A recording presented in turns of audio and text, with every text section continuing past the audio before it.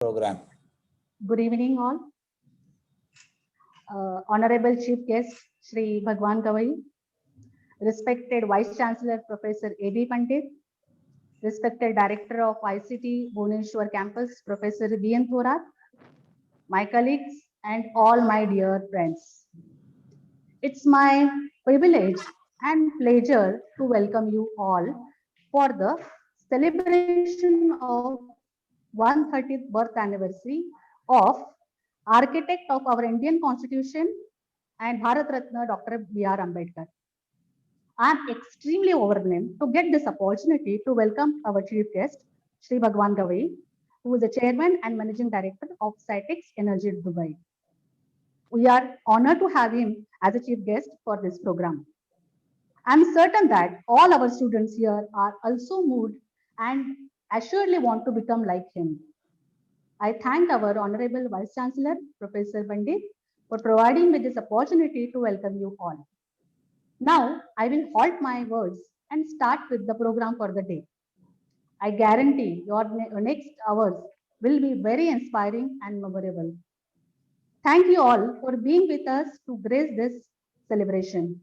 Enjoy our program. And now I request Dr. Shalini to start our Vidyapit Geet. Shri Rasayan Devi Ke is the university song Vidyapit Geet, which was composed by Professor G.D. Yadav, Vice Chancellor of the Institute of Chemical Technology, Mumbai, on 27th Feb 2012, the Marathi Bhasha Din. It was released on the occasion of the first Convocation Day on 6th March 2012 in the august presence of the Honorable Chief Minister, Shri Prithviraj Chavan, the Minister of Higher and Technical Education, Shri Rajesh Tope, and the Chancellor, Dr. R.A. Mashenkar.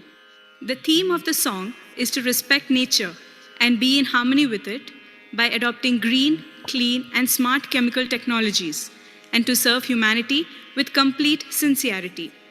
It also talks about a confluence of chemical sciences and engineering with biological sciences and a world with no pollution, be it land, water, or air. Blessings are sought for disease-free long life. The goddess Rasayan Devika is a symbiosis of the basic concept, and the words have been chosen so as to depict that ICT will add to the beauty and charm of the mother nature. The song was equally composed and sung by ICT students Jitendra Tongaonkar, Ashwini Tilak, Swanand Gangal, Prasad Surve, Sharad Darandale, Aditya Koli, Amrita Bhavne, Rohini Tangsale, Nupur Rathi, and Zui Raut.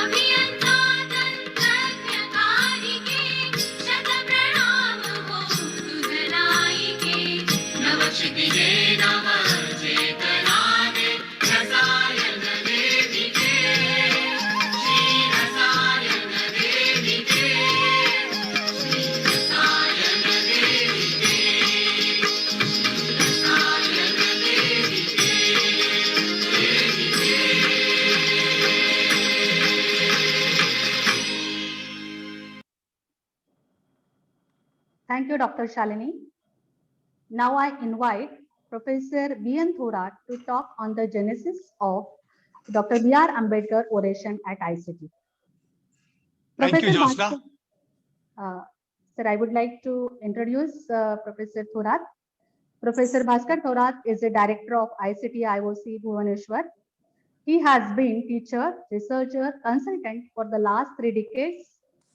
Professor Thorat has started his career at NCL Pune in 1989 to 1994. Then he joined ICT as a senior lecturer and appointed as a professor in 2006. He also served as the head of the chemical engineering department, and now he is a director of ICT Bhubaneswar campus, supported by Indian Oil Corporation. He has 30 years of experience in developing grassroots and sustainable technologies. He had more than 250 consultancy assignments in last 20 years. He has secured many awards and recognition. Few of them are Fellow of Royal Society of Chemistry UK, Life Fellow of Indian Chemical Society, Fellow of Maharashtra Academy of Science, Bill and Melinda Gates Foundation Award, Dell Social Innovation Awards, and many more. Professor Thorat, may I pass on over to you? Thank you, Josna. Am I audible? Yes, sir. Yes, you are audible. Yeah. Today's chief guest, Mr. Bhagwan Gawai, who should be inspiration to one and all for attending today's function, and also who will see today's message on YouTube and ICT's web portal. Professor Pandit, the Vice Chancellor of ICT, and all the students. Professor J.B. Joshi, I can see in the audience. Thank you, sir, for gracing this occasion. Shalini and Josna and all my dear student friends, faculty at ICT IOC. It's a very momentous occasion for the followers of Ambedkar thoughts, and I'm sure that today is the occasion where we remember him. In fact, yesterday was his birth anniversary, 130th birth anniversary. Sometime back, about 8 to 9 years back, it was decided at ICT when Professor G.D. Yadav was in the same seat as Professor V. Pandit is. He was the Vice Chancellor, to create an oration in the name of one of the iconic sons of India. And ICT has the tradition of honoring the contributors to the Indian well-being, contributors to Indian industries, in way of people who are different ways of empowering the students, economical empowerment. The ICT is leading in technological and other empowerments, may not be in the social empowerments, but these are also topics which were very close to Baba Ambedkar. And that's the reason why it all started about 8 years back. And we had wonderful speakers in the series of lectures that was organized at ICT. Another reason that we organize this oration is to make students aware that what was the legacy of Dr. B.R. Ambedkar, Baba Saheb Ramji Ambedkar. For many people, Baba Saheb Ambedkar stands for two major theories, I would say, rather, because he has been theorized as the leader of Dalit people in India. And the second theorization of Dr. B.R. Ambedkar is he's the principal architect of the Indian Constitution. So beyond that, many people do not know the gigantic contribution of Dr. Ambedkar, and this is the time that we must actually appropriate his legacy in a right way.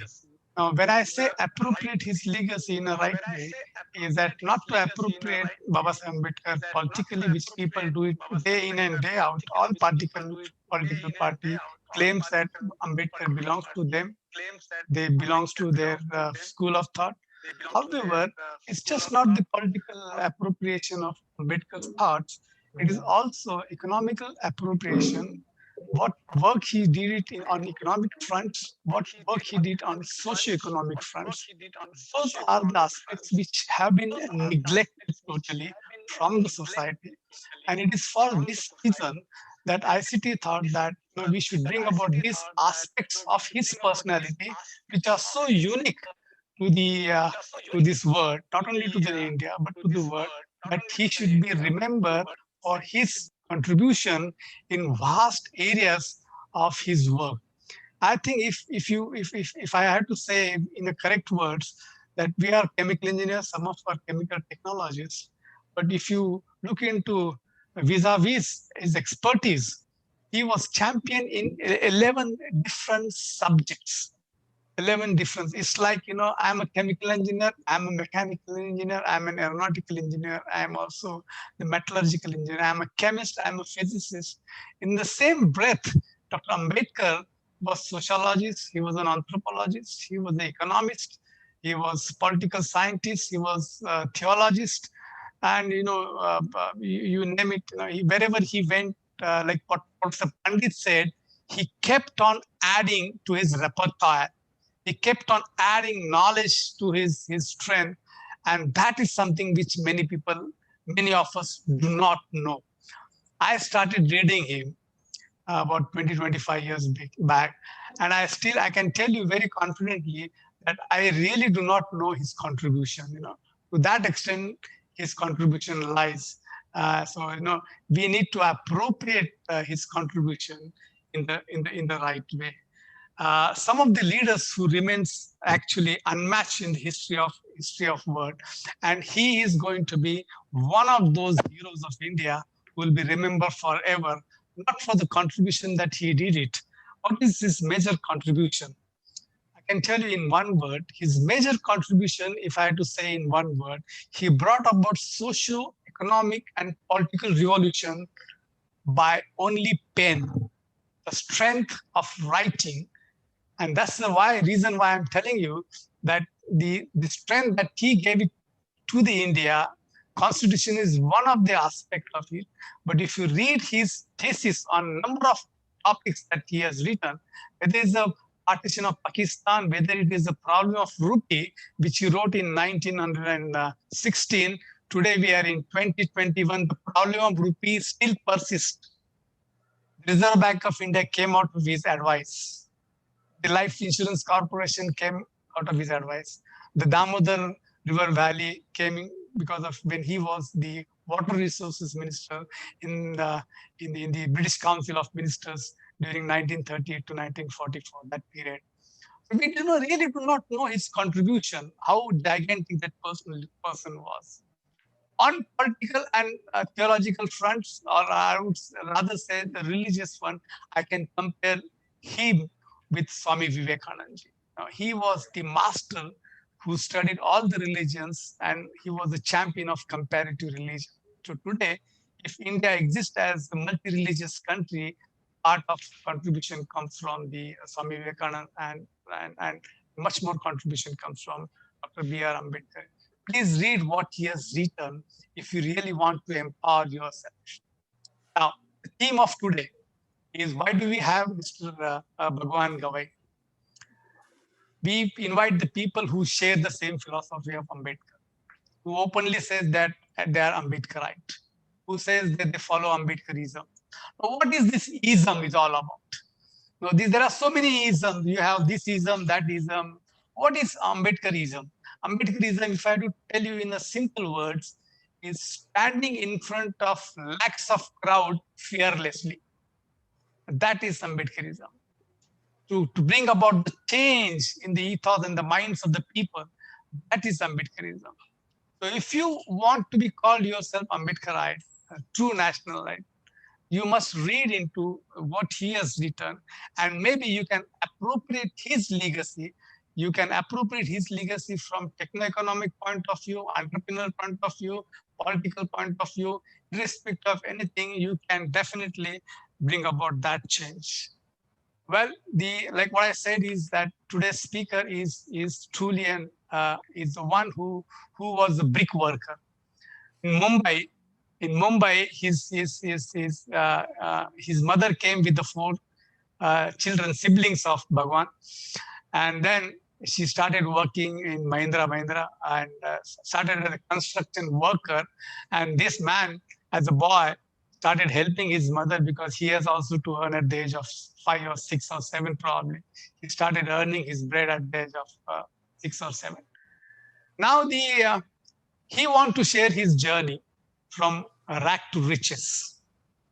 And that is basically what is called as the empowering yourself. You need to empower yourself before anybody does it. Professor Pandit said very wonderful statement. I want to repeat it because I will forget that. He said, it is a touching statement. He says that you cannot grow at the expense of others. Remember this. Remember this. You have become something. It is because you are sitting on somebody else's shoulder. Remember that. And there are some sort of unfortunate people who are basically, maybe, they're homeless, they're foodless, they're probably less in every aspects of livelihood. But then this is what exactly is going to bring about the transformation, the thought process that Mr. Bhagwan Gavi brings about. India is 1.35 billion people nation, 135 crore, probably 137 crore. Every year we add about 1 crore of population into working class. That means there has to be some kind of the livelihood for 1 crore population every year. Do we have a system for that? We do not have a system for that. No matter how government is strong, we will be failing in providing the livelihood for about a crore. Because the J.B. Joshi also does the same thing. He has to develop the technology which will empower the people in the villages so that they don't have to come to the cities and crowd the cities. Mahatma Gandhi said that you need to make the villages self-sufficient. Exactly diametrically opposite was the view of Ambedkar. He said that leave the cesspool of villages, come to the cities. There has to be some kind of a compromise between the development of the whole nation, whether we should go to the villages or villages should come to the city. However, the development plan has to continue. Like what I said is that no matter how government is efficient, you will not be able to generate 1,000 or 1 crore jobs.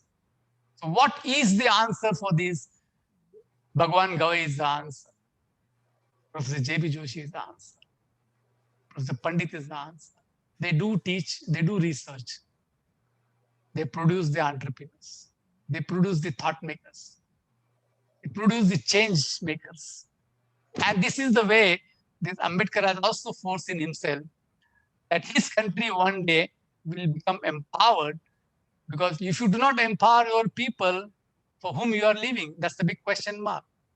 We need to enjoy, go back to the history and see why India was shining at one particular time.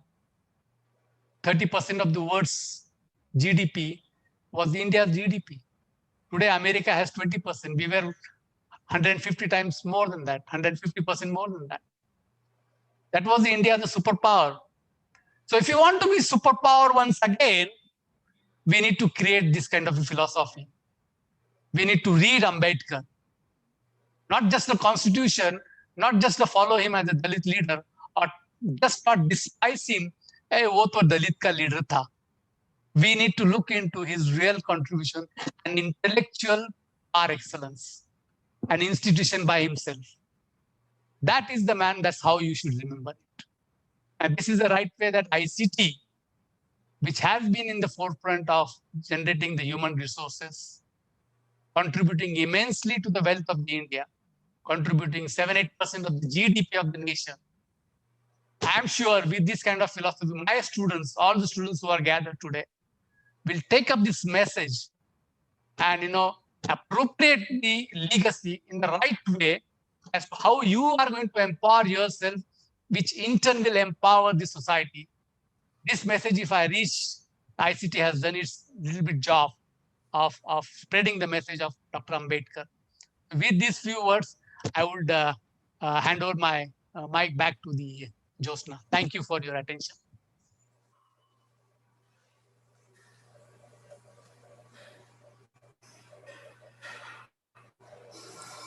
Shalini can take over, or Josna.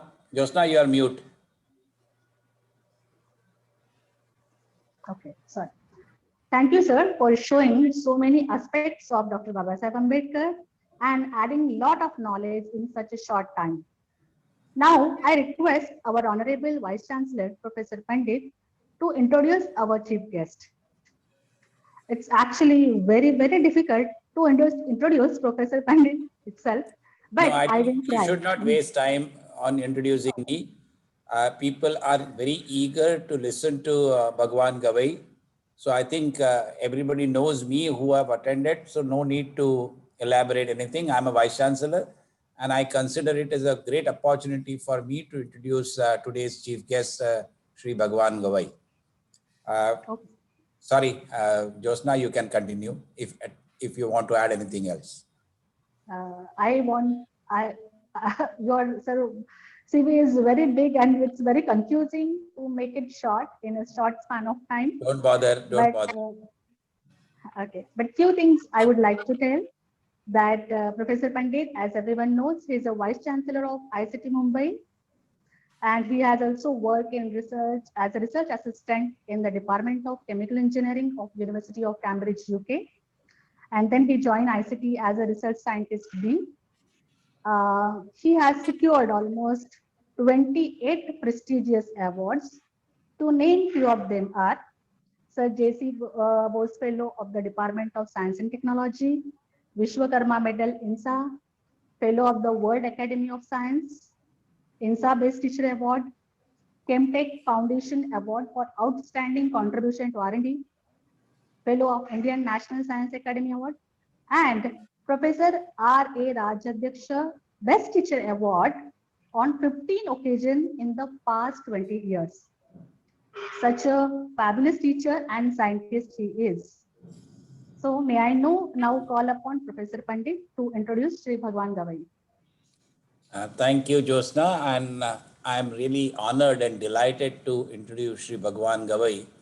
I mean, one can go onto the net and find out about his background, but I would like to comment on 3 or 4 things which Professor Thorat also mentioned about Dr. Ambedkar, as well as Bharat Ratna Dr. Babasaheb Ambedkar, as well as what he mentioned about Sri Bhagwan Gavai.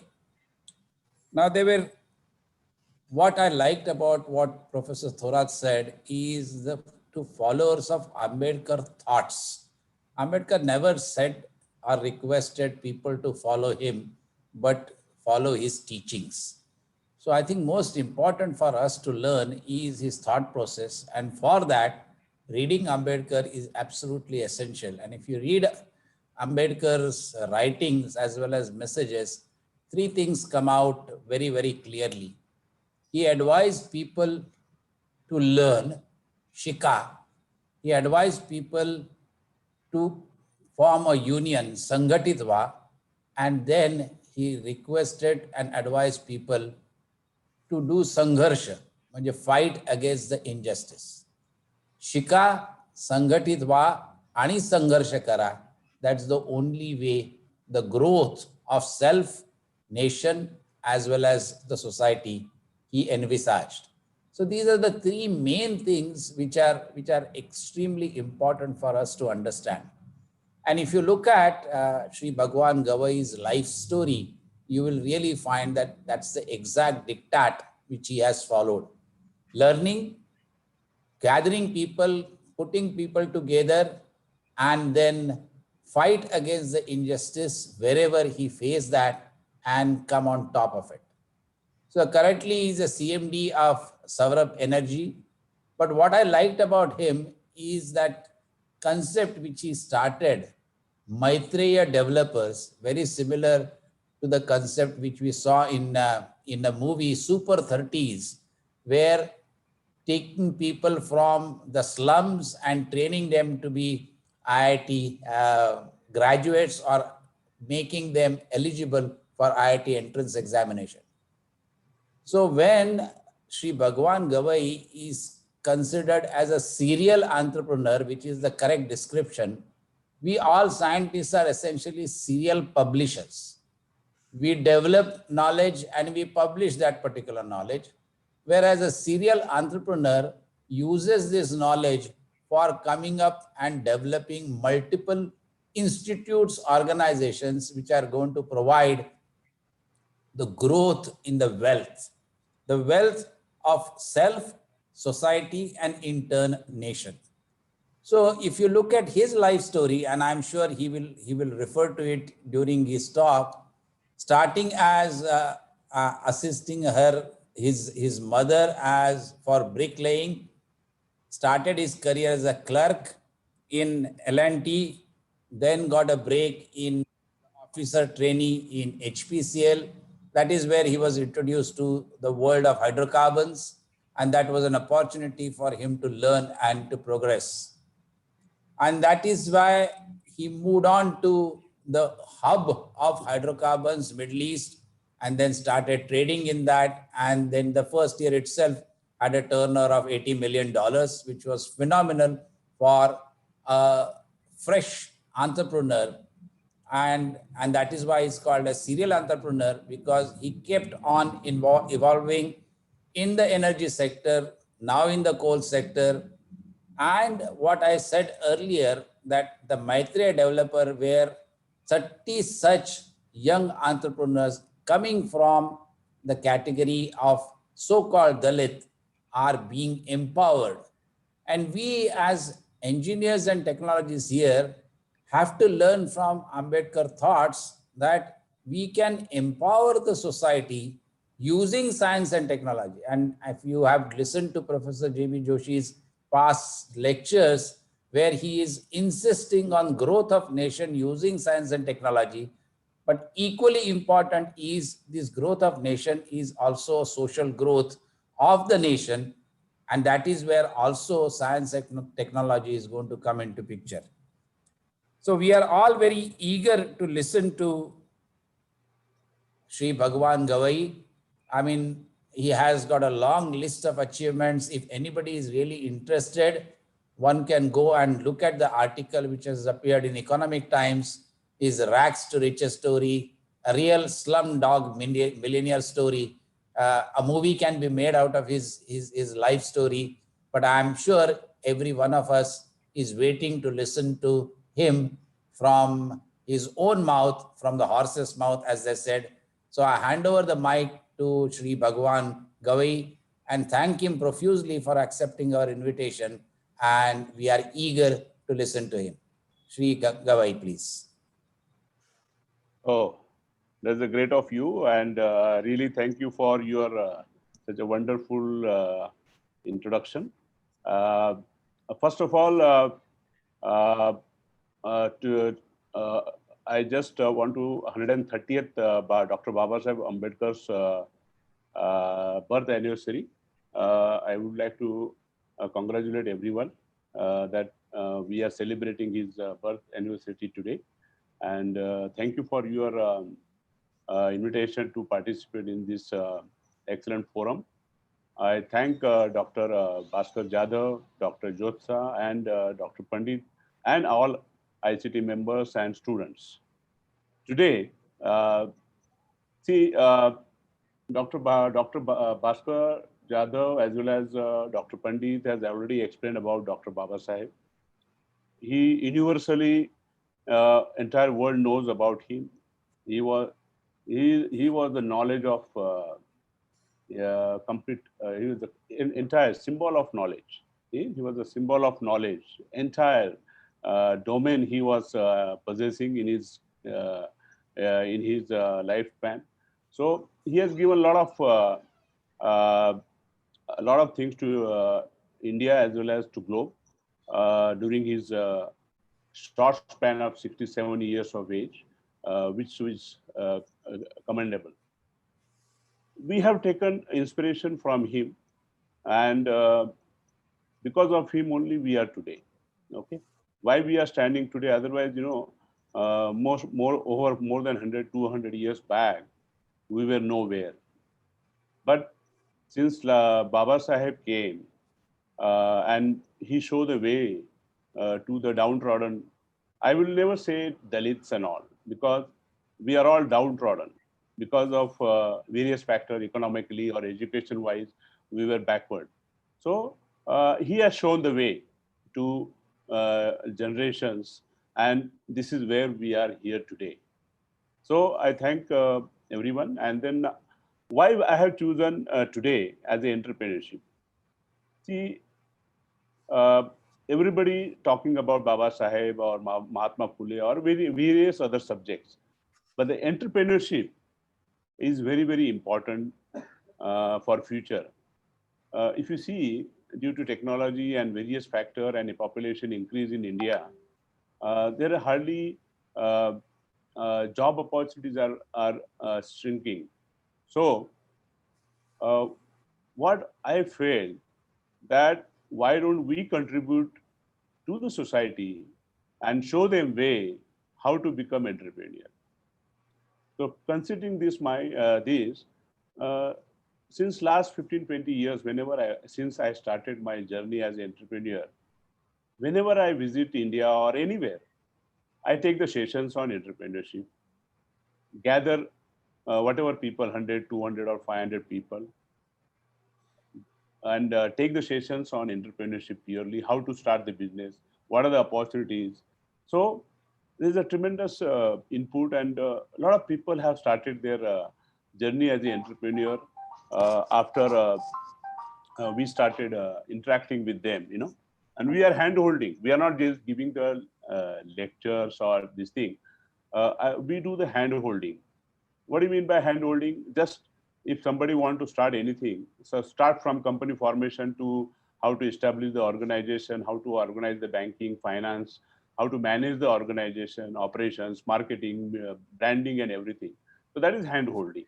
So we just don't give the lecture and just run away, but we do the hand holding.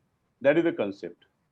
So today, I will just take a few very important points which the young generation should know what is entrepreneurship. Because you young generation, even though you are a fresher, you can very well start your business. Okay, to do that, you need a proper guidance, proper support, and handholding. So this is where I would like to share my some thought process, how you can become entrepreneur. With some slides, about 10 to 15 slides are there. I'll finish within 15, 20 minutes or 30 minutes. And then I would like to ask questions by all the participants, younger generation or whoever participated now. So any queries, any this thing, it can be anything related to company formation, banking, finance, operation, marketing, branding, even any sector, oil and gas, power sector, coal industry, any sector. If you want to start any business, I am ready to give you my thought on that. So I'll just start the brief presentation on the key points. I will just explain for the benefit of the students. So they will get what is entrepreneurship. They will know what is entrepreneurship. Okay. So 1 minute, I have already opened the document. Share screen.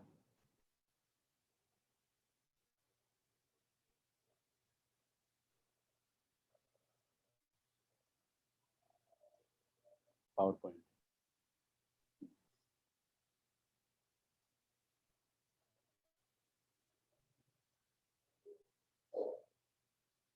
Is this PPT is visible? Yes, sir, it is visible. Thank you.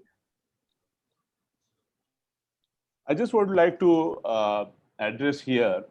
Today, we are in digitalization mode,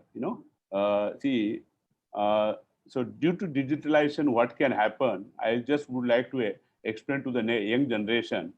if you see these airline companies, it took 64 years, okay, to reach to this level, 64 years to reach to the masses in to 50 million users.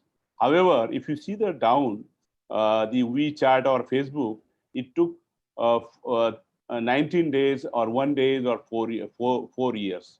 So if you see the difference, how this digitalization or this thing has worked, innovation has worked. Airline has taken 50 million users to 64 years. Automobile, it took 62 years to reach to 50 million users. Telephone industry, 50 years. Electricity, 46. Credit card, 28. Television, 22 years. ATM, 18 years. So like this, if you see the current internet and all, it has a fast, with the minimum time we reach to the maximum. Why I am explaining here? Because this is very, very important when you do the business. Use the technology. ICT is the technology driven institute. So you are learning there. So take advantage of that and try to develop your own innovations to reach and enter into any businesses. So I have just given the different streams here, which you will know where to tap your businesses. So this is just I just want to show the road to ubiquity is getting shorter. How it is becoming shorter due to digitalization. Dada? Next.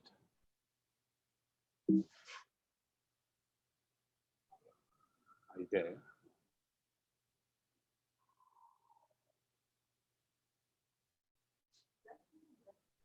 Okay. I'll just explain what is entrepreneurship process, because any young generation, you can read from the website and all, but as a entrepreneur, I would like to explain. It is a process of pursuing a new venture. If you want to start any business, you have to establish the organization by evaluating and developing an opportunity, by overcoming the forces that resist the creation of something new. Okay, so you have to pursue new venture. To develop the new venture, you have to have some different concept in your mind, and then only you can establish any new venture. It is more than just a problem solving in typical management position. Okay, it is more than just a problem solving a typical. So what do you mean by that? This is the there are 4 steps are there here. Okay. How you, so identification, evaluation of the opportunity. As an entrepreneur, first what you have to do, identify and evaluate what opportunity you have to start any business. So then only you will be in a position to succeed. First, you have to identify. Just for the sake of starting any organization or any business, it doesn't work. You have to do the proper study, proper research, and then only grab the opportunity and start.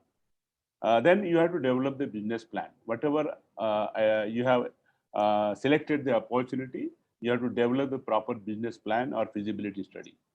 Then determination of required resources. You have to resources are you have to gather. You have to determine the resources required. Then managing entire enterprise. How to manage the organization. So these are the major phases for entrepreneurs.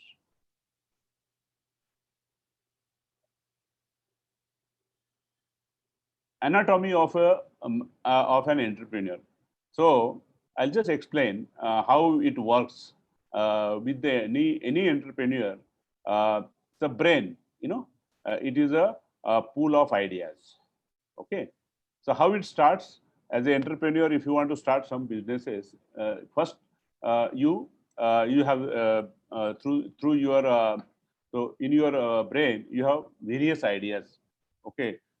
Whether shall I go for IT business or automobile or any construction or real estate or all.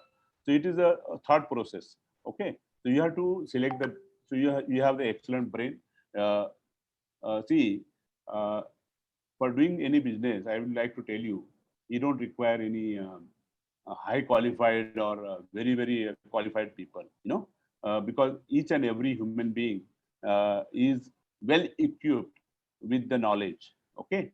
Only what we have to do is use that in a proper perspective. Okay. So everybody is having this thing. So we have the pool of ideas. Use that. Eyes, when you are looking for investors and opportunities. Okay. You have developed the concept. Okay. Now you look for the investors and opportunities. The third one is mouth. Okay. Communicating the vision. Okay. So whatever is there, you have to discuss with the various people and media. So you have this is another anatomy. Then ears. Okay. Listening to customers' feedback. Okay. When you start any business, very important, you have to listen to the customer. Okay. Then only you will be in a position to improve your product or services. Then only once you improve, then only your success is there. Then heart, full of passion. To become an entrepreneur, you have to have a passion. Without passion, you cannot become an entrepreneur. Okay, just for the sake of doing the business, you cannot do that. You have to have the passion. Then only you will be in a position to succeed. Stomach, okay, trust your gut feeling. No, we always say gut feeling se business karo. So you should have the gut feel. That is always comes to the entrepreneur. The feet, dream high, but stick to the ground. Okay, always see most of the people, what happen when they start the businesses, they start earning the huge money, and suddenly their money goes into their head. Okay, so always be on the feet, be on the ground, because situations keep changes. So you have to be vigilant. Never do that. You have to just keep your feet on the ground. Legs, keep them going in tough time also. Okay, so these are the anatomy of an entrepreneur. So everything is within us. We have to understand. We have to analyze. We have to make it happen. So this is a very important aspect what I thought I will share with you. Most of the people say whether entrepreneur is a good career, whether shall I start my after my graduation or after working for some years, shall I start my business, whether the career is good or not. Yes, the entrepreneur is a good career, because entrepreneur is entrepreneur because you are master of your own. So it's an excellent career. This is why Tata, Birla, Ambani have grown up and come up. Even I have started from nothing. As Dr. Bhaskar Jadhav as well as Dr. Pandit has explained my background. So even I was not having much resources when I started my even education. I had to depend on my mother. I had to work myself. Then take the education. After education, started good companies, joined multinational companies in Middle East, American companies, and then I developed knowledge, experience, wealth. Then only I was in a position to enter into entrepreneurship. So it is an excellent career. Okay, some new ventures generate enormous wealth for the entrepreneur. See, if you work as an employee, you have limitations. You can earn a fixed amount of money in your with that limited money, you will serve yourself. However, if you become entrepreneur, you will serve to the people. You will contribute to the society. You will appoint the masses, employees, and you can feed the many houses. So that is the great contribution you are doing in your career. You need to be hardworking. As an entrepreneur, you have to be hardworking, creative, smart, willing to take risk, and good with the people. This is very important. One of the best thing about pursuing a career as an entrepreneur is the wide open opportunity. There are many opportunities that are available. Once you start one business, it is linked with many opportunities. So when you take the example of Ambani. They started with one small petrochemical company, but now they are in all the domains, from refining to power to real estate to infrastructure to telecom. So the many opportunities will come up, because as an entrepreneur, then you start working on a different mode. But if you are as an employee, you have limitation. You just work 9 to 5, work and then go home and then focus on your family, and that's all. But here, as an entrepreneur, you have wide open opportunities. Differences between entrepreneurship and entrepreneur. I think I will not explain about that. I will share this presentation. There are, because we have very short time.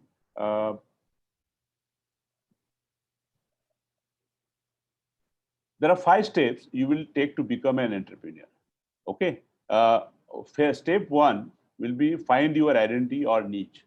You have to find what business you would like to do.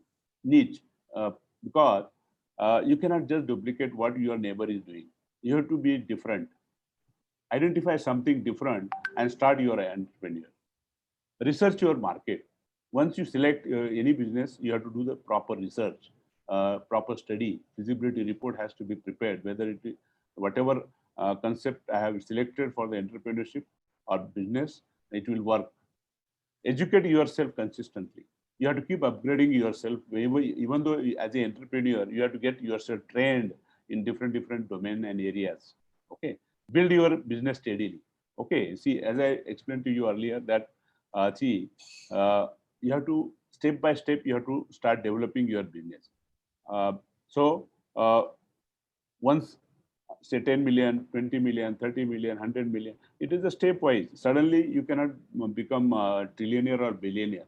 You have to develop with a steady and a steady manner.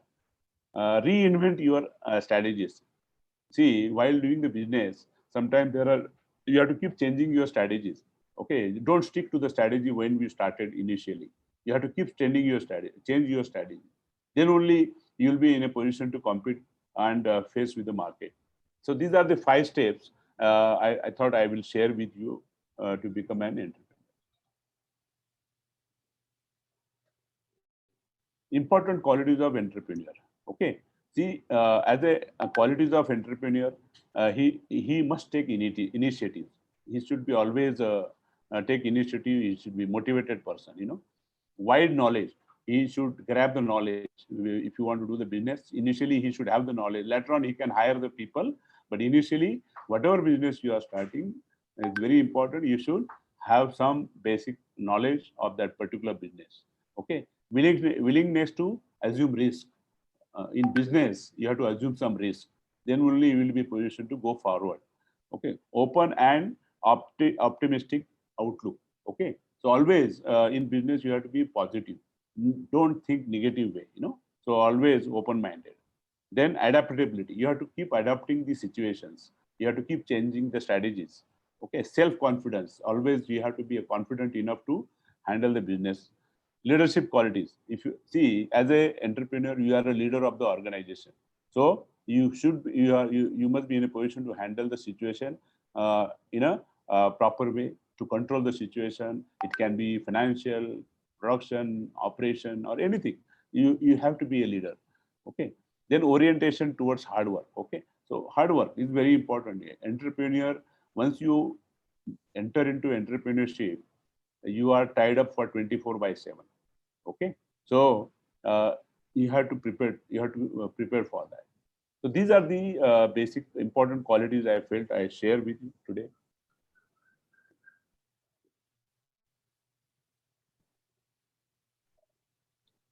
As an entrepreneur, we have some contribution. Okay, in economic development of the country.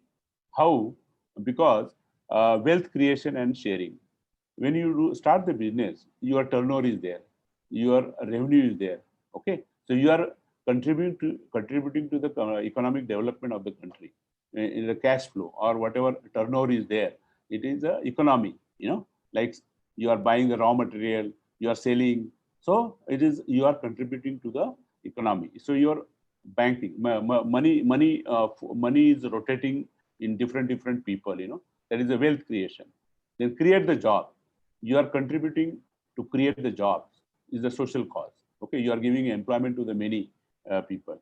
Then as an entrepreneur, balance regional development. You are also contributing to the development of the regional as well as overall country-wise.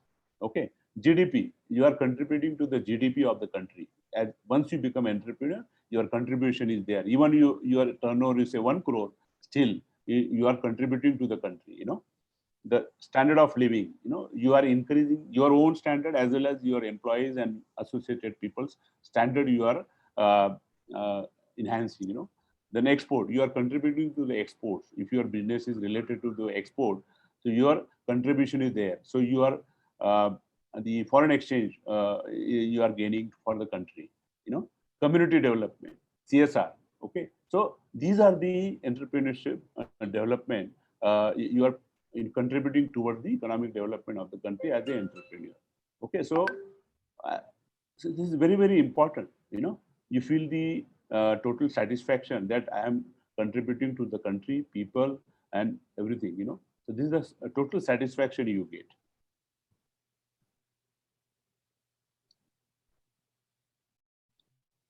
See, essential skills to become an key leadership competencies are create vision and strategy, mobilize people, then uphold integrity and respect others, partners, then results oriented, achieve the results, innovation, you will be innovative all the times, and guide and change. So these are the leadership competencies are there as a businessman. See, there are different types of entrepreneurs. Trading enterprise, manufacturing, agriculture enterprise, many. Then based on technology, technical enterprise and non-technical. Ownership are private enterprise, proprietorship, partnership, individual. There are different types of organization ownerships are there. Then state enterprises are there, government enterprises. So there are different ownership organizations are there, so that we can establish. There are men entrepreneur and women entrepreneur also. Okay.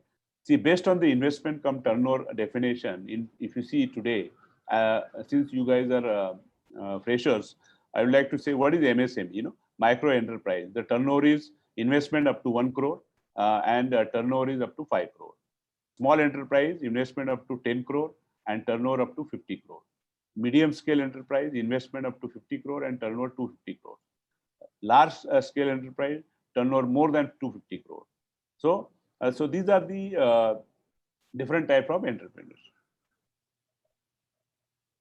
Basic laws of, see, in India, we have to follow the basic law. When you want to start any organization, we have to follow the proper accounting procedure, choose type of venture, labor law you have to follow, then SEBI rules you have to follow if you are a listed company, corporate governance you have to make sure, IT laws, income tax laws you have to follow, central laws, dispute resolution, intellectual property laws, knowledge related to government contracts and all. So these are the basic things. When you are becoming entrepreneur, you have to follow all these things.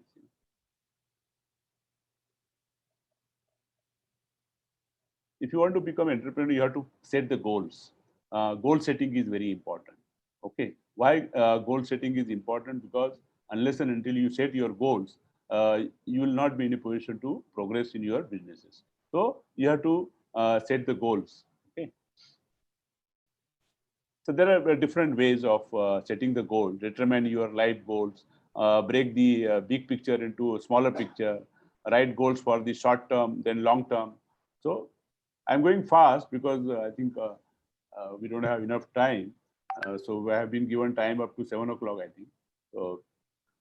So these are the 5 phases of project management. See, once you become a entrepreneur, you have to manage the projects. Okay. So these are the project management, these thing fundas, conception and initiation, definition of planning, launch or execution, performance and control. So these are the project management pages. See, project report, as I explained to you earlier, if you want to start any business, it's very important you have to prepare your feasibility report and our business plan. So what are the main ingredients of this project report is, what is the meaning of project report? The project report is a document which provides details on the overall picture of the proposed business. That is the project report. I'll just give the a few project description. I'll say I think I will email this rather than reading all these things. You can send it to students, huh? Ms. Jyoti. Yeah, we'll share. You share your presentation. We'll share it with the students. Yeah, because it's very simple. If they read, they'll understand. Yeah, and you can continue for a longer period. You need not be very strict with the timing, Sri Gavai. Okay. No, I would like to give more time on the question answer. Yeah, that is okay. But just in case, you need not rush through. You can take as much time as you want. Okay. Another aspect in India, there are many startup schemes are there. Even you are in your last year of degree or PG, there are many schemes are there in technology and various other business areas. There are startup India schemes are there. There are many schemes are available. So many youngsters have started the businesses by taking such government schemes. I have the list of the schemes and how to approach those schemes and get the business started. We have the complete documents because we are guiding to the youngsters and we are hand holding, from selecting the scheme to approach to the banker, preparing the feasibility report, then submitting to the bankers, setting up the organization or any manufacturing unit, managing the same, running the same, marketing, everything. I think we can work out that. So Startup India, the many schemes are there. As a youngster, you should work on this. Okay.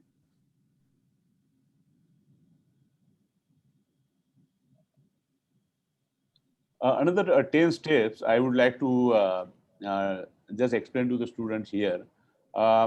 As I explained to earlier, write a business plan. If you select any business, first write a business plan. Okay. And use these tools and resources to create a business plan. This written guide will help you map out how you will start and run your business successfully. See, so many people say, I want to start something. It is in their head, it's there in mind. But once you start writing on your own, then it becomes totally different, So very important, whatever idea you have or whatever concept you have, sit together, and start writing your business plan. Okay. First, you have to develop your concept, what business you would like to do. That is very important. Then you have to do the research on that, complete research study and all. Then once you start writing, and see, there are two different areas. One is thinking in your mind, I want to do this, I want to do that. Once you really want to start, is totally different. It is really is a quite you have to spend a lot of time. It's not difficult. You have to spend a lot of time because once you start writing, then you will know what are the areas you have to attend. Business is not only simple. Yes, I would just want to start any particular business, but there are many things are involved. Okay, starting from the company formation to getting the licenses to getting the finances, marketing, and many things involved. Okay, so write your business plan. In this business plan, all these things will be incorporated. Get business assistance and training. See, you have to get trained. As a newcomer, you just cannot start anything like that. Get yourself trained first. Whatever business you are, there are many training institutes are there. For example, if you want to start any business in, say, EPC company, say engineering and procurement and construction company. Okay, once you become, say, chemical engineer, there are many opportunities in petrochemical sector. You can start as a fresher also. You can start trading petrochemicals. Okay, buy from different manufacturers and sell to different end users and do the trading. Okay, so there are very not that difficult. Okay, so get trained yourself. Choose a business location. Whatever business you would like to do, location is very important. Where you are starting it. So identify the location, suitable location, and then you start. Finance. Finance is very, very key. If you want to start any business, the financial resources, how you are going to raise your funding, how you are going to raise your capital.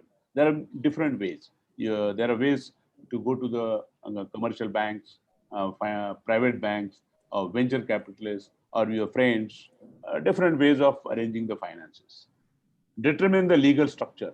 Okay, what type of organization you would like to start, whether you would like to start as a private limited company, or partnership company, or proprietorship company, or LLP, and there are LLC, different ways. There are different structures are available depending on the business, depending on the what you would like to do.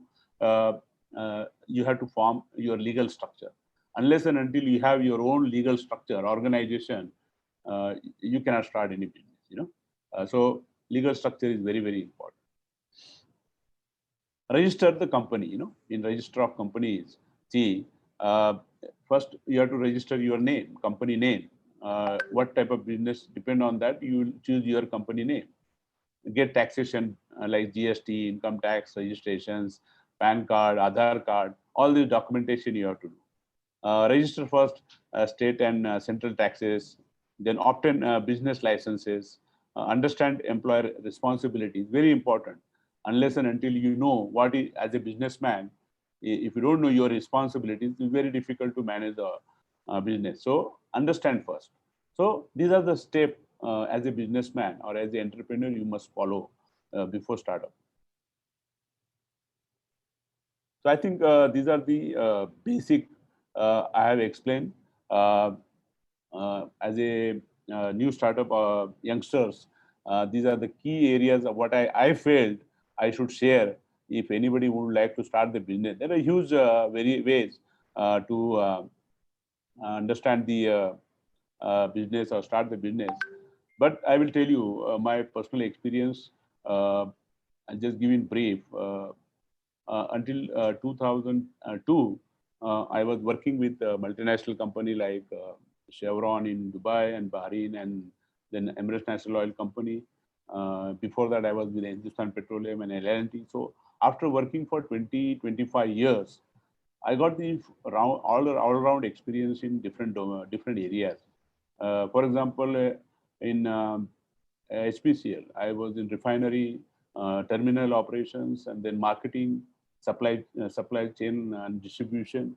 Then when I moved to Bahrain, I joined, that time it was Caltex Petroleum American company, and then become Chevron. And there I was completely refining and operations and planning I was handling.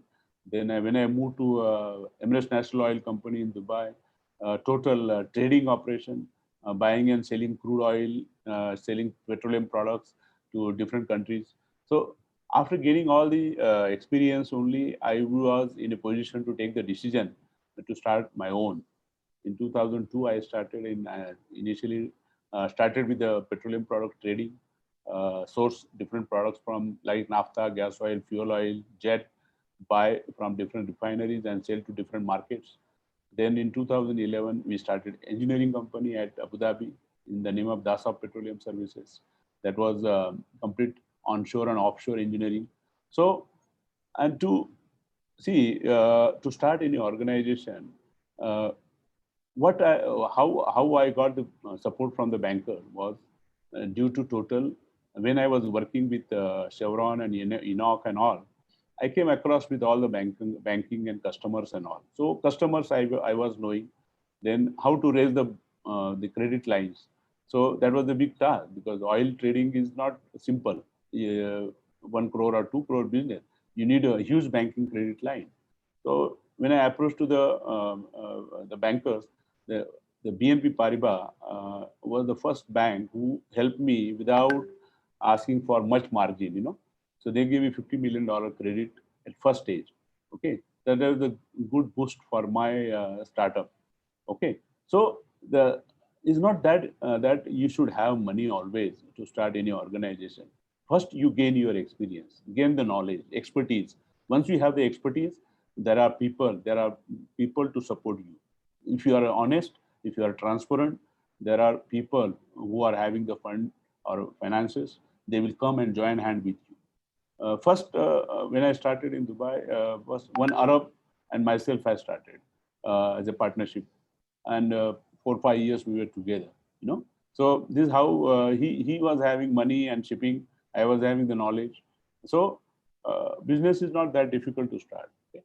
So I think with this, I close my speak, and now the floor is open to ask any questions related to oil and gas or any domain.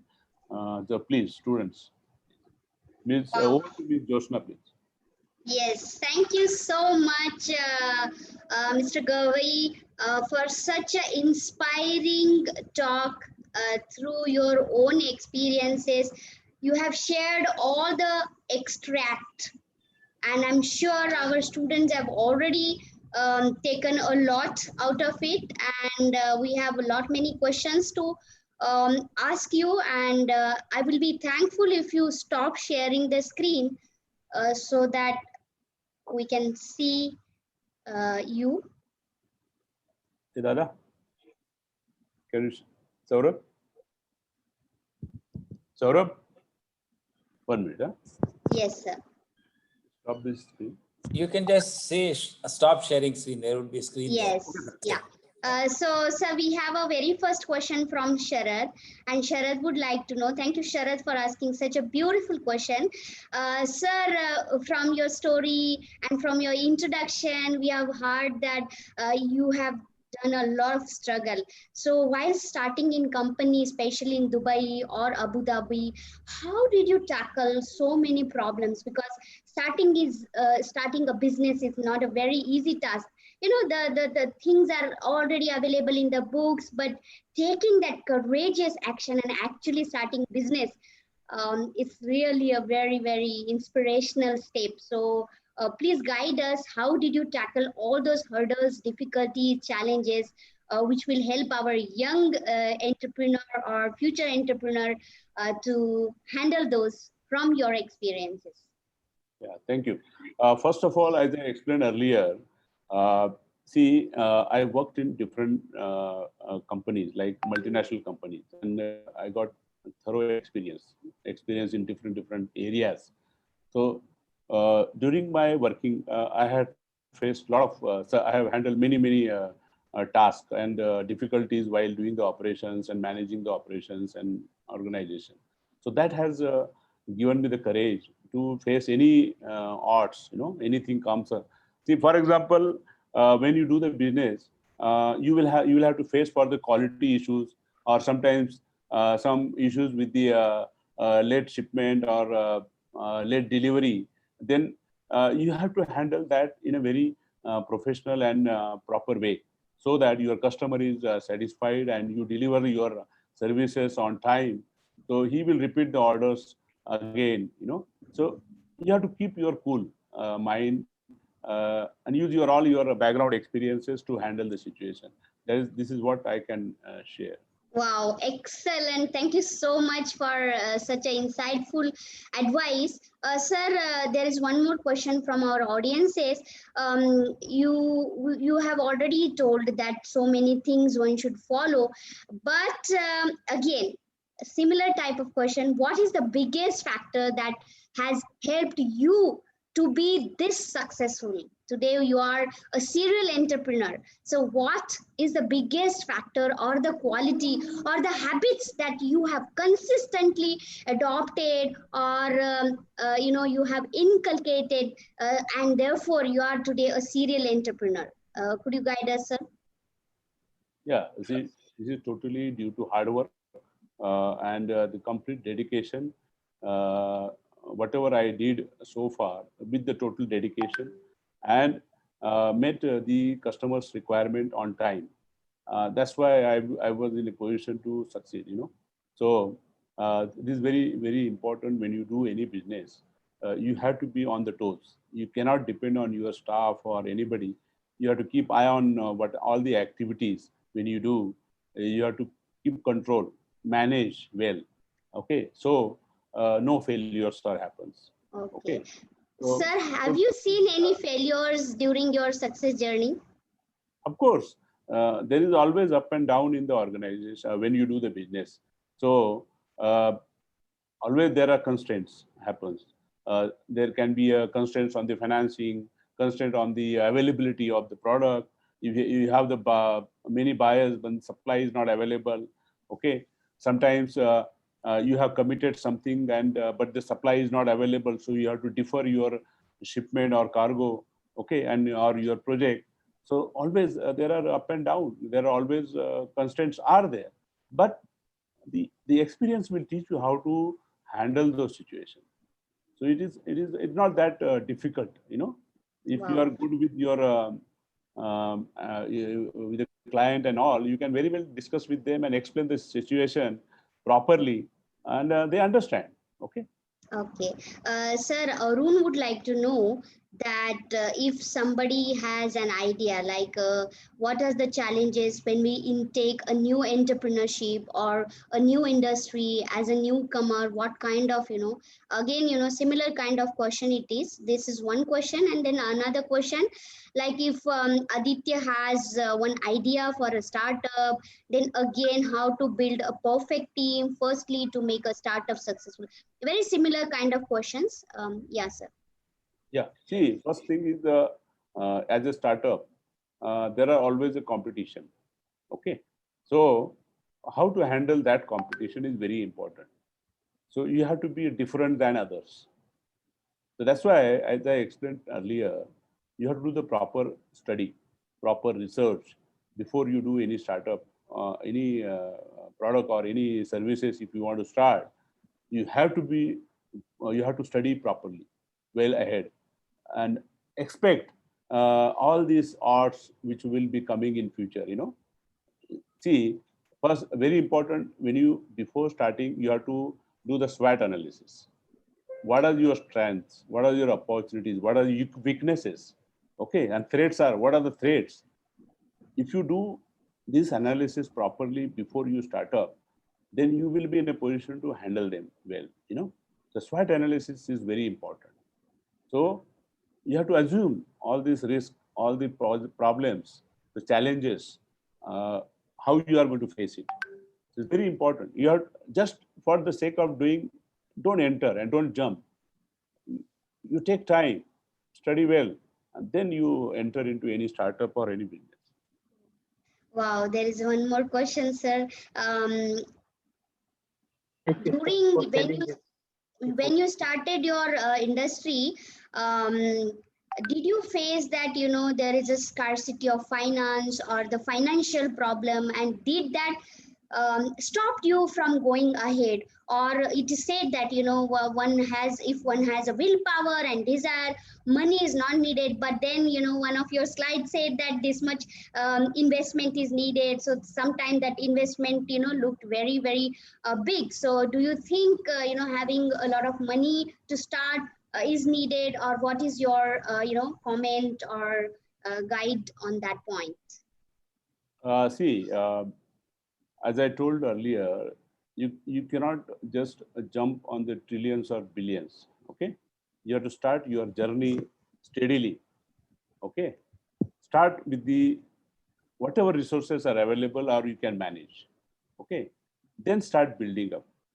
Okay, you will while doing the business, you will get a lot of opportunities. Suddenly, some big order will come. Okay, say you have capacity, say 10 crore, but you will get the order of say 100 crore. Then you will start scratching your head. Oh, I have the order, but how I will manage 100 crore?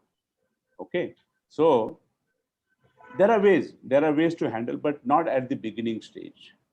Okay, even you can take some partner to do that business, or you can take the assistance from venture capitalist companies or bankers. There are ways, but initially they will not help you because they see the track record, they see the background, they see the turnover, whether you are successful in your startup, even though 1 year or 6 months doesn't matter. You have done very well. Whatever business you have targeted, say you have forecasted 10 crore company and you have already reached that limit.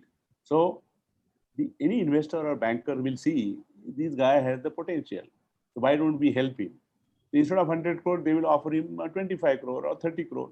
So restrict to that. Don't jump initially at very high. Okay. That's what my advice. Yes, thank you so much, sir. Further, Prashant would like to know what is important, whether it is a product development or process development in terms of, finance, according to you, sir. See, both are important, product development as well as process. Your process has to be in place properly, then only once your standard operating process is in place, then only you will be in a position. This product development is a part of the standard operating process. Okay, so you will be in a position to target product quality, design very well. So your SOP should be perfect. Okay. Okay. Sir, in one of your presentation, you said that one should keep on upgrading and updating knowledge. So for starting a business and to become a successful entrepreneur, do you think having an MBA or management or financial degrees or, education in the particular field of entrepreneurship would help, or what is your advice? Of course, any education always helps, whether it is graduate or MBA or anything, that will help, but it's not a mandatory. It's not mandatory. Did you do your management, sir? Yes, I did management. I did a lot of other degrees and all.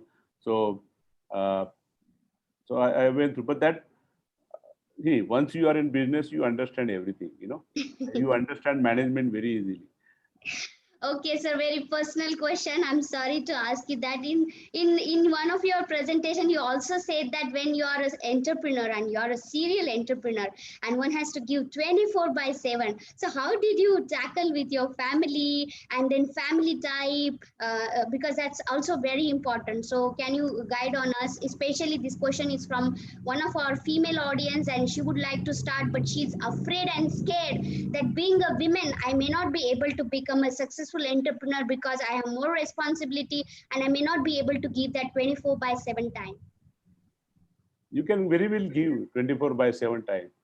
It depends on what type of business you are selecting. Okay. If you are on the field, then yes, you will not be in a position to give quality time to the family. But if you are having manufacturing unit or if you are a trading company, then you can easily give time. Some jobs you can do after coming home also. Okay. There are nowadays technology is there, and you see today what is happening. Work from home. So you are always with the family. Okay. So only field job people will have constraint. Okay. But they are not on field all the time. No. They always report to the offices or home. And see, to gain something, you have to sacrifice something. Okay.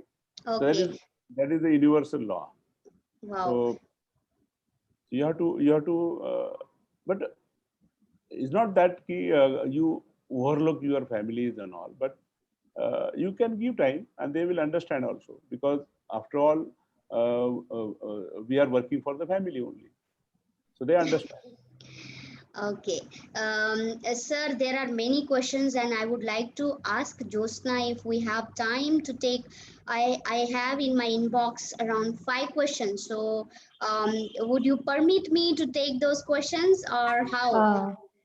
Yeah, please go ahead. Yeah, I asked Gawai sir if he has time. If Yeah, he has time, it is really good. Wow. Even I want to ask one question. Yeah, Yes. please go ahead, Jyotsna. I just want to know, sir, that have you gone to a phase where you felt that I should leave this business and start working? So in that case, how you have cope up of this feeling and how you have cope up that situation? No. In any time you have felt like that? I felt many times, but I have my nature is not like that. I don't like to go back. Always I'm a fast forward person. their time came, many times some business is low, but if you give up, then again it's very difficult to come back.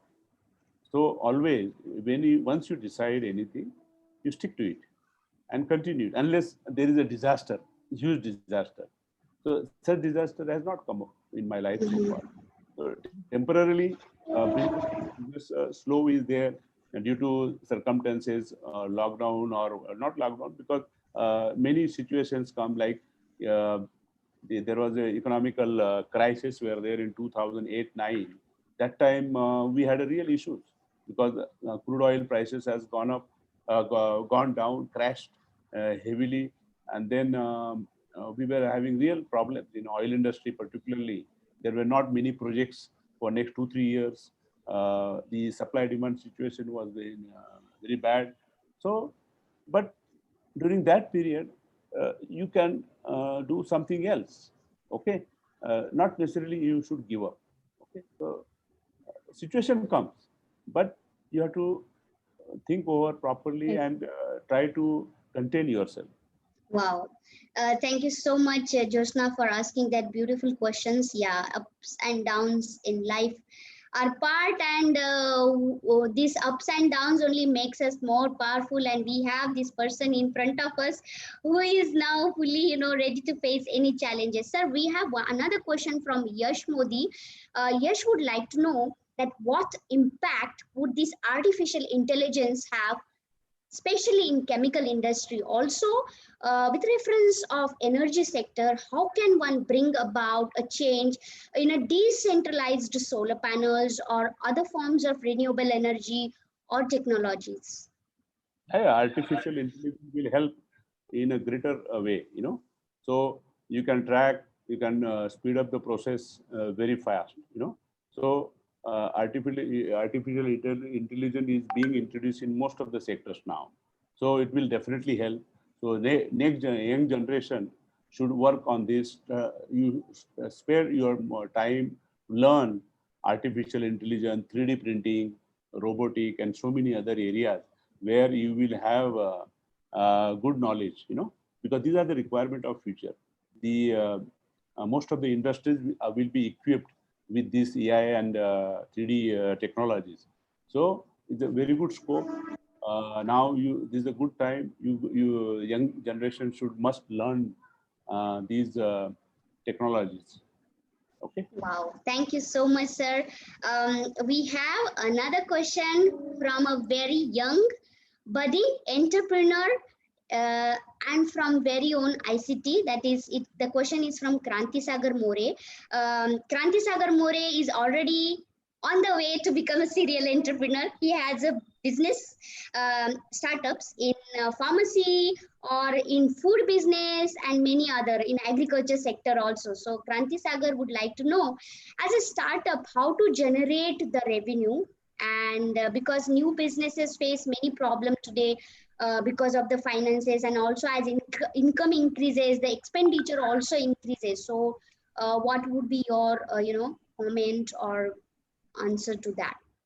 As a startup, if Ms. Kranti is in say food industry, agriculture industry, see, I will tell her that today or in future also, all the time, agriculture business is excellent, because there's always there will be a demand for this agriculture products. The very important in agriculture business or trading is the supply. The supply source should be perfect. And the quality of the product what you are buying from the farmers or from the traders should be good quality. So there is a huge requirement not only in India, but there is a huge market outside. If you want to generate a good revenue, we can open the market for her. I can guide her for the export market. See, there is a huge import happening in Middle East, and from Middle East, again, it routed to different countries like Africa and some other regions. So I can guide her. So you can definitely work on this, particularly on the agriculture in a good way. But you have to the supply source should be perfect, because the importer see the consistency of supply. If you for example, if you export 5 container of onion say 5 container onion as against a 30 container, okay, so then you will break the chain. You have to, once you commit 30 containers, you have to supply 30 container only. Okay, so otherwise the buyer will not have trust on you. Wow. That's why the supply source has to be perfect. If you want to generate good revenue, there is a good market available for all the agriculture products. And the second, which business is doing? Second, other one? Pharma business or agri business or food business. Yeah, pharma business also is a excellent business because if you are doing manufacturing or trading, it depends. The pharma is a very good business today also. Wow. Thank you so much, sir, for your very nicely explained answer. I would like to bring to your notice that, and you must have heard about also, or you are known also, ICT has a history of producing entrepreneurs, and we have some of the great entrepreneurs, and our students becomes, entrepreneurs. So we have another entrepreneur, Dr. Prerna, and she would like to know that how to build a team in the initial stage, and how can sharing and equity in initial stages of our entrepreneurship will affect the startup? Very nice question, Prerna. Thank you. How to build the team and how to share the equity, right? Equity, how to build the team. Okay, first of all, you should be a like-minded. If you want to build the team, it should be like-minded, because if you want to take the partners, you have to be like-minded, and they should have understanding very well among each other.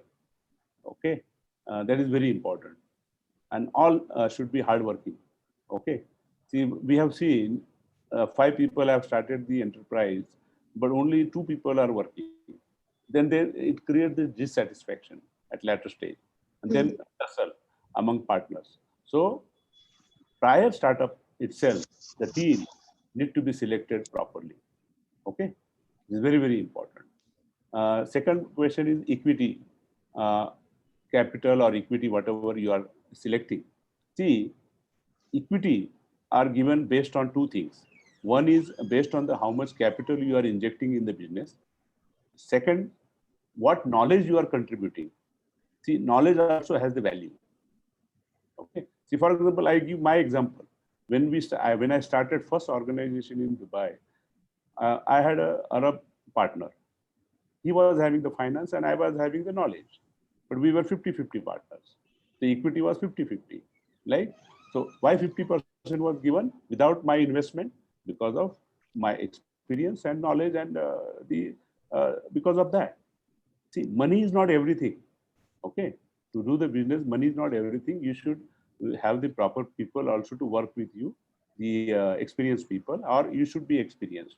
So equities are given based on one is on the capital injected and the value added by the individual. Okay, so Very nice. very nicely. So I openly ask if any of the I have one question, Yes, if sir. I may ask. Please, sir, go ahead. It's a generic question. What is your ESP, a unique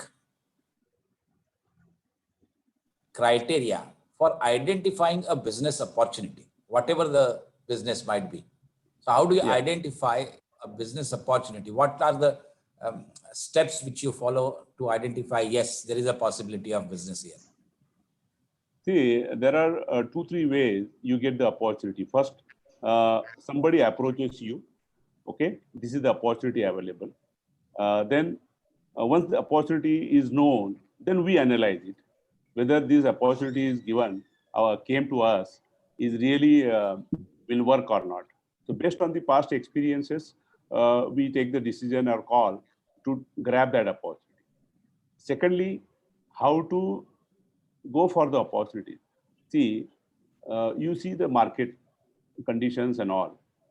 See what is going on, whether this is the need of today or tomorrow. Okay.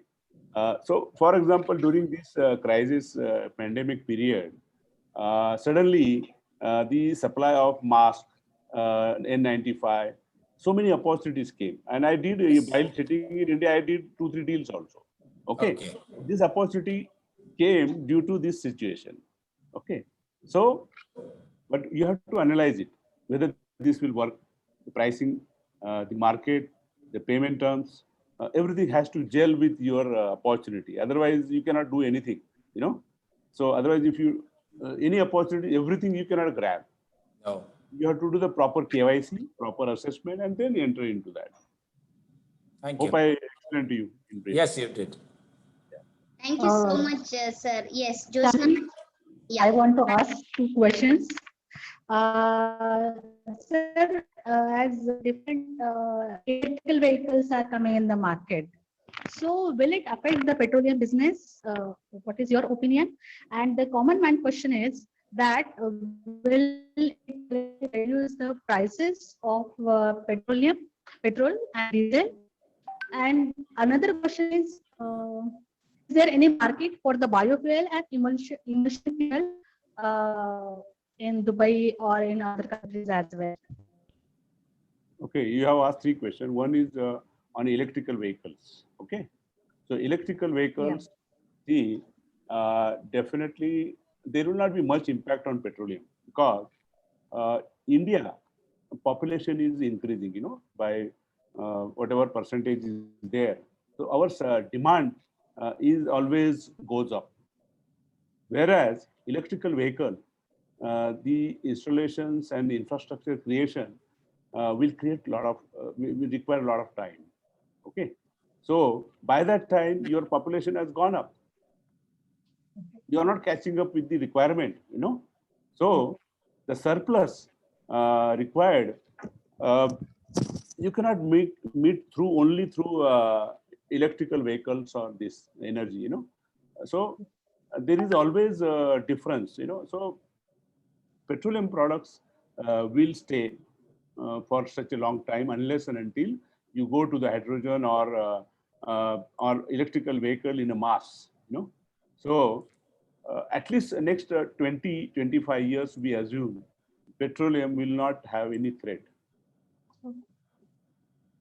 And second my question was on biofuel, biodiesel, right?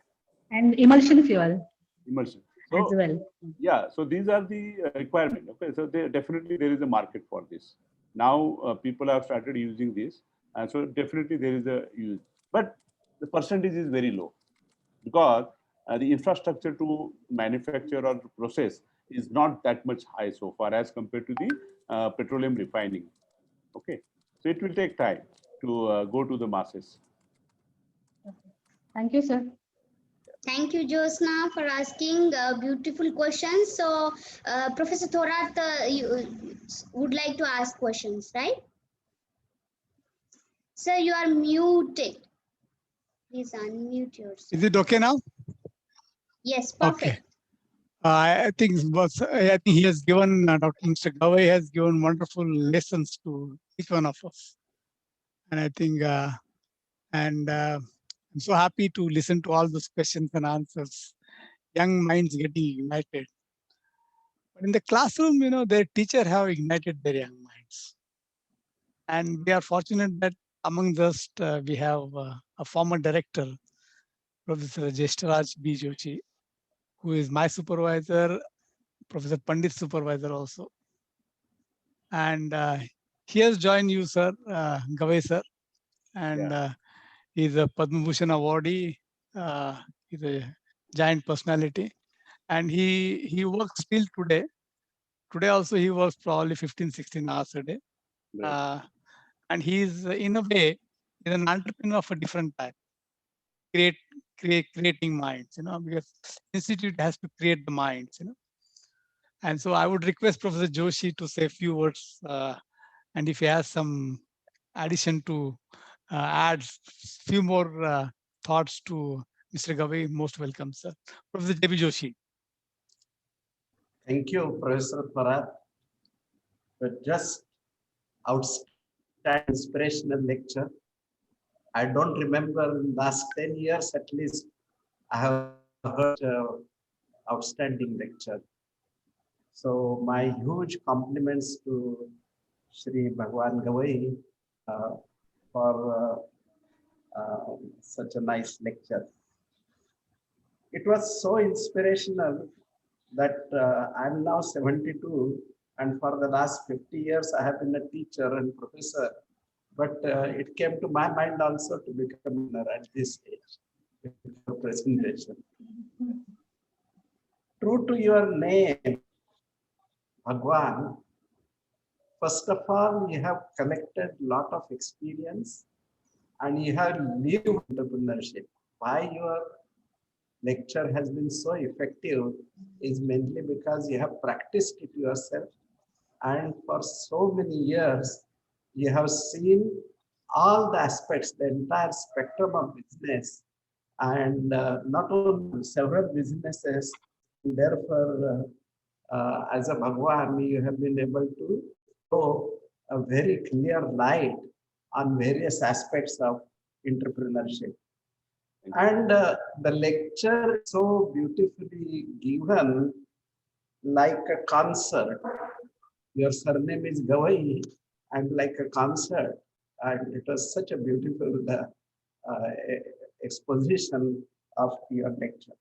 While you are presenting yourself, I was analyzing why you are successful. And what I noticed, even after becoming such a successful personality, you have still kept your simplicity.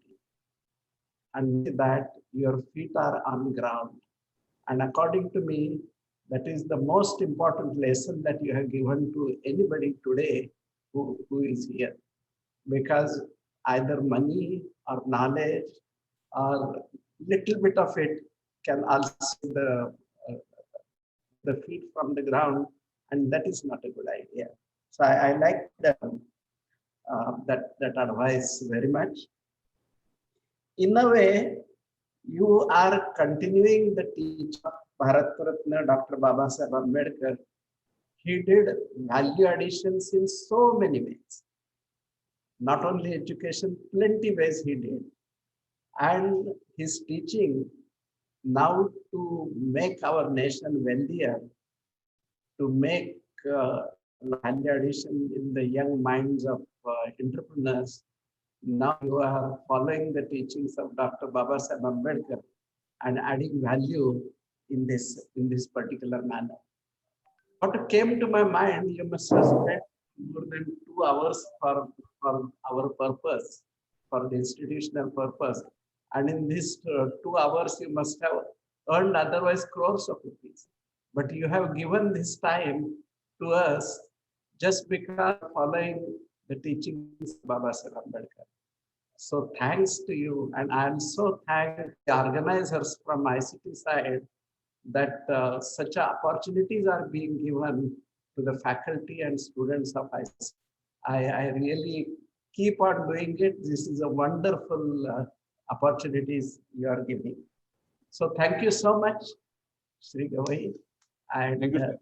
Thank you. One point I wanted to share, because Professor Thorat wanted me to add something, if at all I wanted to add. I'm developing technology more for a common man, like farmers or low income group related. And I'm what I have personally observed and experienced in the recent past, that is in addition to all the aspects of entrepreneur that one should have, one needs to understand the mindset. Because even if any business makes money, it is not easy.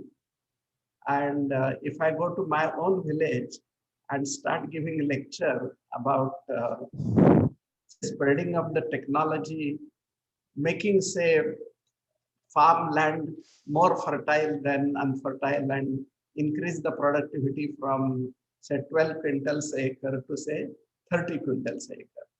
So there is already built up a social mind. And what I have, that is we as natural scientists and our capability needs to be supplemented by social scientists. And I have together my friends from Tata Institute of Social Sciences and tried to analyze the situation, and they give nice answers to this social entrepreneurship. So I thought this was one personal additional experience. Not only that, I'm feeling that it has to, in a very bigger way, and fortunately, two professors from England and one professor from USA, they are voluntarily going to help me. Help me means Marathi. Help to take this particular understanding further. Why a particular society thinks in a particular manner, and if you want to change their thought process, then what exactly needs to be done in a constructive manner, of course, constructive manner. So that's it. So I wish you your life, you are such resourceful person, and you are distributing your knowledge to young minds. So all the best to you, Mr. Dawai. Thank you. Thank you, sir. Thank you, sir. And I just want to add here, recently, AICT and we recently formed an Intern Expert Academy in India. We signed MOU, 100,000 students in oil and gas sector. And that all this oil and gas sector trainings, online or offline, will be free of cost. So 100,000 students, we have taken the responsibility to train them on at least each session will be for 40 to 45 hours online. So that during that session, whatever oil industry experience I gained in my life since last 42 years, I would like to, I have already started sharing. More than 1,000 students already we took the lessons during last 5-6 months. That one project I have given to them, how to build the refinery itself. Within 10 days, I made them to understand, all the students from different colleges in India. Within 10 days, I have given the assignment how to build entire oil refinery from pre-design, design, construction, startup to manage. This is what AICT, Mr. Sahasrabuddhe, and we had online MOU signing ceremony last month. And from, I think from mid-May, we will be starting the sessions every month. We will have at least 2-3 sessions of minimum students will be, say, 1,000 students in each batch online. So I just want to share this because great contribution. Yes, great contribution. I think knowledge sharing. Knowledge sharing. Yeah, Professor Thorat, you should get these details and inform our students as well, so that they can also participate. They can register directly through AICT. We are already on AICT website. Yeah. So registration can happen directly through AICT. We will do that. And the certificate will be given by us and AICT jointly. Yeah, jointly. And this will be considered as an assessment for the student for their internal assessment purposes. Excellent. Wow, thank you so much, Joshi sir. Your just presence itself is so enough, and you have so nicely described Mr. Gawai's, talk, how it was like melodious. आणि गवई म्हणजे मराठीमध्ये आपण म्हणतो it's like a concert, आणि कधी 2 तास संपले आपल्याला कळेल नाही. So Joshi sir's presence itself is enough, sir. Gawai sir, I would like to mention that only during, Joshi sir's, talk, calmness, and only contribution, and he's always what do you call a dhadpad. He always struggles to help the poor, and like his projects that are known. And I know that one person that, sir, you're talking about is Mr. Dan Sweeney. He also contacted me, and he's also working with you, directly addressing society's problem. So big people do not become big just like that. How Dr. Babasaheb Ambedkar was compassionate. He decided to only serve the poorest and downtrodden. And likewise, Joshi sir, Pandit sir, Thora sir, they are also continuing doing work in that direction. And you, Gawai sir, you have shown that till today, even if you have reached such a big success of height, you would like to help the students, and spending 2 hours with us, that itself shows that how humble, compassionate, empathetic you are. So it's really, I am getting goosebumps, and I do not know what quality that is. Whenever I see Joshi sir, I would like to, take those qualities. Whenever I see Pandit sir, I want to become like him. And I saw and heard your lecture today, and I feel that I will definitely become at least, not a serial entrepreneur, but at least one single entrepreneur in future. So it was such an inspiring talk, and I would like to officially put on record the vote of thanks. So before I put the vote of thanks, I would like to say a few words in Marathi on occasion of 130th birth anniversary of Dr. Babasaheb Ambedkar. ज्यांच्यामुळे लाखो घरांचा उद्धार झाला, ज्यांच्यामुळे लाखो घरांचा उद्धार झाला, दीन दुबळ्यांना जगण्याचा अधिकार मिळाला, कोटी कोटी अभिवादन त्या महामानवाला, ज्यांनी संविधान रूपी समतेचा अधिकार दिला, आणि ज्यांच्यामुळेच माझ्यासारखे आणि तुमच्यासारखे आपण सगळे शिकून सवरून एवढे मोठे होऊ शकलो, त्या डॉक्टर बाबासाहेब आंबेडकर यांना 130व्या जयंती निमित्त माझ्या सर्वांना हार्दिक शुभेच्छा. Thank you so much, sir, for being here today. And it is my privilege to have been asked by the organizing committee to propose a vote of thanks on the celebration of 130th birth anniversary celebration. We have already began the celebration yesterday, and yesterday very nicely our registrar, Professor Vice Chancellor, they spoke and inspired our student. So I, on behalf of Institute of Chemical Technology, Technological Association of Institute of Chemical Technology, Mumbai, and the entire team together, and my very own behalf, extend a very hearty vote of thanks to one and all for gracing this occasion today. And we are so grateful, Shri Bhagwan Gawai ji, who is Chairman and Managing Director for CTEX Energy, such a big person, but spending 2 hours despite your busy schedule and sharing an extract of your experiences beautifully in a very, very simple way. And beyond that, you are also ready to share these, presentation. Students, we will be sharing these presentation from sir, and that's really, really very, very nice. Super informative, super energetic, super enthusiastic, all super, super, super.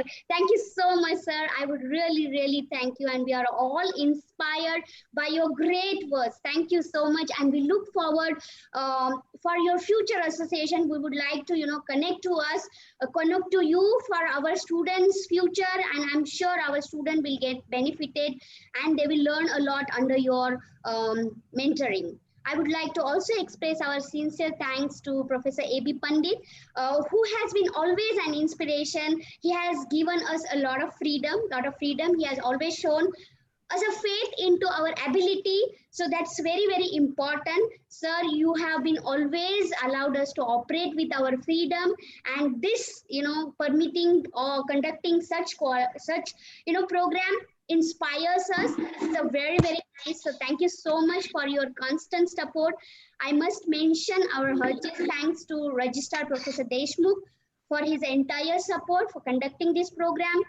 I'm very thankful to very dashing Professor B.N. Thorat, who have been there to show the path and always encouraging us to walk on it in a right way. So I wish to express my gratitude to all the students from different colleges, entrepreneurs taking out their time and actively participating, listening, and beautifully asking very good questions. So thank you so much, students, for participating and being a very good audience. So pat on your back. I'm also very grateful to all the faculty members who have participated directly, indirectly in making this event successful. I extend my sincere thanks for Mr. Kharat and other supporting staff who helped us organizing yesterday's program. And well, dear friends, this event doesn't happen overnight. We have a very highly motivated team of students who have made flyers and communicated these, and they have gathered here. So team of all the volunteers, so not only these, but all the people, Almighty, who have blessed us, and the main coordinator of this event, Dr. Josna Wagmare, for leading and guiding everybody. So thank you so much, Dr. Josna. And once again, respected sir, Gawai sir, madam, and my dear students, my dear friend, once again, I would like to say that we are all most grateful to Professor Pandit, Professor Joshi sir, Professor Thorat, and Mr. Gawai sir for their time. And we thank you for being with us for this wonderful event. It's been great pleasure. We have enjoyed every single moment of this program. Thank you very much and stay safe. Thank you. Just 1 minute, I want to say something that from 9 o'clock there is a lockdown. So those who are listening to this program from outside, make sure that you reach before the curfew. That's 9 o'clock, particularly for the Bhubaneswar people, because a lot of people, students are in the institute. And the other